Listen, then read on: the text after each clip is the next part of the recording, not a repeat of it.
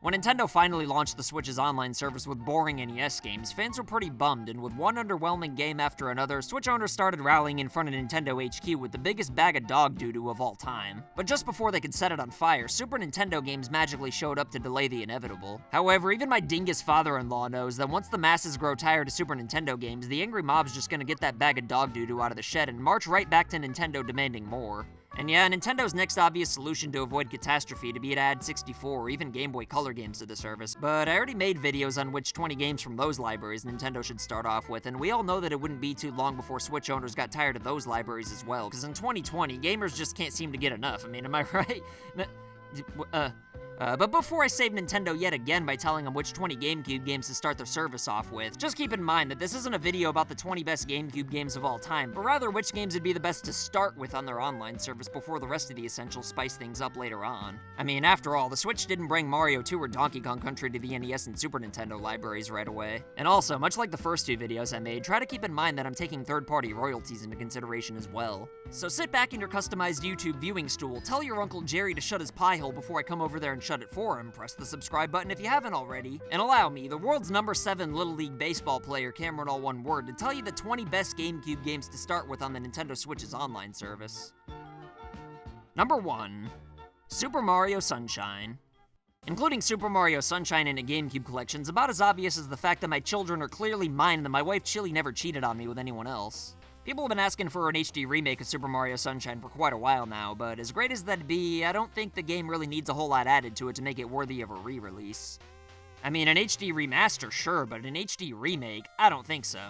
Obviously, the big elephant in the room here, aside from the fact that my children look exactly like my neighbor Terry, is that this game utilizes spring triggers in the L and R buttons, and for whatever reason, Nintendo's never implemented this again in any of their controllers after the GameCube. Although, thankfully, the Switch is compatible with GameCube controllers, but while we're on the topic, let's be real here. Playing GameCube games with any other controller just wouldn't feel right anyway. Especially for a game like... Number 2. Super Smash Bros. Melee. Nintendo re-releasing Melee with online capabilities would be so popular in the Smash community that it'd actually run the risk of hurting the Ultimate scene. However, unless Nintendo ponies up the dough and buys dedicated servers, I'm sure the hardcore fanbase would be a tad put off by the lag issues.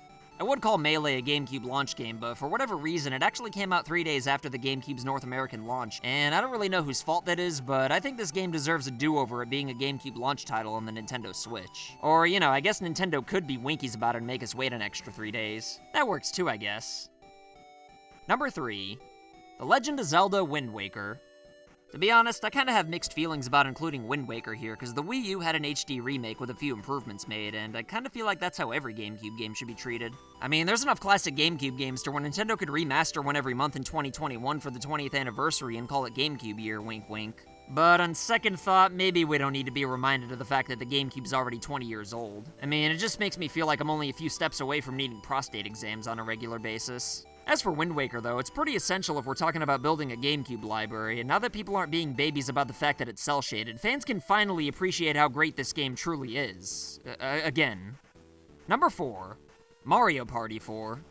Because what's the point in putting GameCube games on the Switch without one of the Mario Party games? I'm pretty sure Nintendo's not going to go through the hassle of re-releasing a GameCube mic, so 6 and 7 are out of the question, and since it makes more sense for 5 to come later on, 4 gets the nod for the launch. There's really not a whole lot to say here, since I'm pretty sure you know goddamn well what Mario Party is, but what would make this better than Super Mario Party on the Switch is the fact that if the GameCube service is anything like the NES and Super Nintendo's, then you'll be able to play the full game online with your friends as opposed to a watered-down experience so that Nintendo can protect Switch owners from diddlers. Number 5. Luigi's Mansion. Seeing as how this was a GameCube launch game, I probably should have included it first in this list, but then again, I also probably should have wiped my dupa before getting in the voiceover booth, yet here we are. This is another one in the list I've got mixed feelings on, since I kinda think it should get an HD remake with the added features that were on the 3DS version, but I suppose Nintendo could just do both. However, if you've never played a Luigi's Mansion game before, then this is probably the best place to start. It's easy to learn, holds up extremely well, doesn't take too long to beat, and if you've already played Luigi's Mansion 3 and want a little bit more, then here you go. Number 6. Mario Kart Double Dash. Whenever people say a 3D Mario Kart game's their favorite that isn't the most recent one, I usually call them a liar because they only get better with each installment. However, thanks to the team aspect of Double Dash, this is the one exception where I could truly see how it'd be someone's favorite without nostalgia. Much like Melee and Mario Party, this is another game in the GameCube lineup where I honestly think online multiplayer could lead to people buying a Switch. However, even if you're like me and have no friends, you could easily have fun playing this game by yourself for hours. Number 7. Metroid Prime. One of the games that best defines the GameCube, Metroid Prime, is actually a lot better on the Wii in my opinion, since I prefer the pointer controls, but even without them, this game's still one of my all-time favorites. A lot of 2D gaming franchises from this era had a lot of trouble finding their way in 3D, and even though some did an excellent job, this was probably the best first attempt in my opinion, which might be due to the fact that it waited a few extra years, but even so, it's still a great 3D game from the early 2000s that fully holds up without needing very many updates. In fact, seeing as how I actually beat it again fairly recently, I'd argue that it doesn't need any updates at all. Number 8. Pikmin.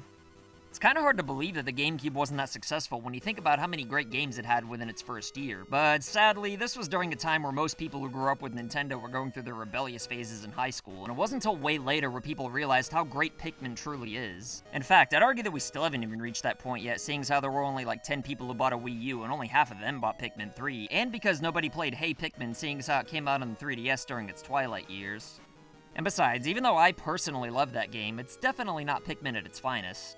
But what certainly is Pikmin at its finest is the first title on the GameCube, and while Pikmin 4 is still probably the best way to introduce new players to the series, commanding creatures smaller than my crumb to escape an alien world before you run out of air on the GameCube would be the next best thing. Number 9. Mario Golf. Much like with the 64's list, there's really not a whole lot to say here since it's pretty much just Mario playing golf, but not every game in the first wave needs to melt the world. In fact, I honestly think it's better to have some titles that are a little more laid back. Plus, Mario Golf's also multiplayer, so if you thought it was fun starting games with your friends only for one of you to give up by the 5th hole because you made a few mistakes offline, then just imagine how fun it'd be with the power of the internet. Number 10. FZero GX. Shigeru Sexual Chocolate Miyamoto seems to be hell-bent on keeping the F-Zero franchise dead and buried, because apparently there's nothing left that could be done with it, according to him. But if the above-average-sized Den's not going to give us a brand new game, then they might as well give us the most recent that was in 3D, because while Mario Kart is great party fun, F-Zero GX is a flat-out badass racing game that's probably too hard for most people, including my fragile ass if I'm being honest. But be that as it may, this game would definitely spice the catalog up, and prove to Nintendo that there's an appetite for this franchise to make a comeback. Number 11. Super Mario Strikers. This is another spin-off I felt necessary to include for pretty much the same reason as Mario Golf, in that it's good to have laid-back games in the catalog for when you want to just open the app up on a whim looking to mess around for a little bit. But even though I've never really played this game that much in the past, I want to play it now more than ever, and since it's more fast-paced than Power Tennis, I thought I'd give this the nod instead. Number 12. ChibiRobo Plug-in Adventure. ChibiRobo's a cult classic that nobody, including myself, appreciated when it originally came out. You basically play as a tiny robot who does housework for an ungrateful family while trying to make sure you don't run out of battery. It doesn't sound like much, but the game oozes charm and has a surprisingly good storyline with plenty of memorable characters, which would make it perfect for people who think they've already played all the best GameCube games. Number 13. Fire Emblem Path of Radiance. The best part about the Fire Emblem franchise is that since the game's pretty simplistic, they all hold up pretty well. However, Path of Radiance is one of the better games in the franchise, at least out of the ones I played anyway. It's a little bit on the difficult side compared to the modern Fire Emblem games that give you plenty of options to make the battles an ass hair easier, but even without the option to play in casual mode where you don't lose any of your allies permanently, it's not like Path of Radiance is unbearably hard or anything like that. And besides, I'm sure there'd be save states or a rewind feature anyway. Not only does this game hold up well and provide dozens of hours of gameplay, but it's another title on this list where I feel like it'd be just as much fun if it came out today as it was back then. You might argue against that with all the exploration you can do in 3 houses, but as for the core game and battles, which are really what Fire Emblem games are all about, Path of Radiance can stand with the best of them. Number 14. Kirby Airride. Alright, so I know I'm pushing it with racing games, but how am I supposed to leave Kirby out of a Nintendo game library? I mean, most of the Kirby games that came out during this era were for handheld, so Airride was really my only choice. But even though it's good to have variety, I also said it's good to have laid-back games as well, and since Double Dash and F-Zero are somewhat serious racing games, it's good to have one that you're not going to get into a fight with your neighbor over. Number 15. Paper Mario: The Thousand-Year Door. Some people, cough sound effect, Arlo cough sound effect, think this game deserves an HD remake, but while I'd be completely fine with an HD remaster, I don't think this game needs any updating whatsoever. At least not before a brand new Paper Mario game anyway. I only got about 5 hours into this game because I literally started it after Paper Mario 64, and sadly I never got back into it. So unless Nintendo's ran by a bunch of narcs, I think they'll do the right thing and include this in the lineup if GameCube games really do come to the Switch. But now it's time for the third-party games, which can be a little bit complicated since most developers would probably rather re-release these games on the eShop and make more money if they haven't already. So with that in mind, number 16. Beautiful Joe.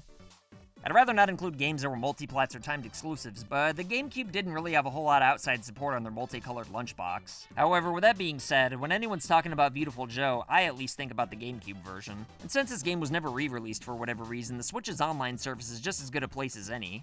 In case you didn't know, Beautiful Joe is a side-scrolling beat-em-up, which is a genre that thankfully still existed during this era, but the art style helps the game stand out and hold up in any era, and the story of being pulled into a movie to save your girlfriend's a lot of fun too. Sadly, it's only a single-player game for some reason, but once again, I don't have any friends and my kids seem to think I'm not their father for some reason and won't play with me anyway, so I don't really mind that 2 players isn't an option. Number 17, Soul Calibur 2. Yeah, I know this game's another multiplat, but the difference here is that the GameCube version of Soul Calibur 2 let you play as Link, but since this game never has, and probably never can be re-released again with Hyrule's favorite twink, the Switch's online service is probably the only time this will be possible aside from a GameCube Classic Edition. Aside from Link being a playable character though, Soul Calibur 2 was also one of the best fighting games on the GameCube period, and it's another game that could be very appealing with online support. Number 18, Cubivore, Survival of the Fittest. When you think of Atlas, you probably think of their rich catalog of RPGs, but since most of them were tied down to Sony in the early 2000s, all they really had to offer Nintendo was a weird-ass game that took the GameCube's name way too literally, where you play as a cube with the goal of eating other cubes to work your way to the top of the food chain so you could stop the evil butthole known as the Killer Cubivore. Nowadays, this game's expensive as all hell, and I actually used to own it before I needed money to pay my dad's babysitter. While it's not the best game of all time or anything like that, it's still pretty good, and one of the few true third-party exclusives the GameCube actually had. And if nothing else, this list could use a few hidden gems, which certainly defines this game to a T. Number 19, Killer 7.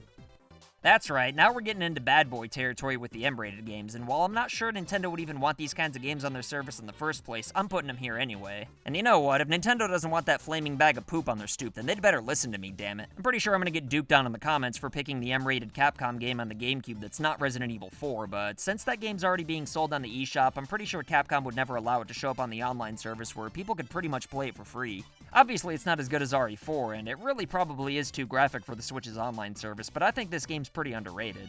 The on-rails first-person shooter nature of the game that involves a lot of puzzle solving is definitely going to be off-putting for a lot of people, but the art style and story are pretty cool. Plus, like I said, it's good to include games that a million people haven't already played. So even if they've got to put it in some kind of big kids catalog or something like that, Nintendo really ought to try to snag this one to justify charging for online gaming. If not, then frig it, I guess they could just put Resident Evil 4 on here.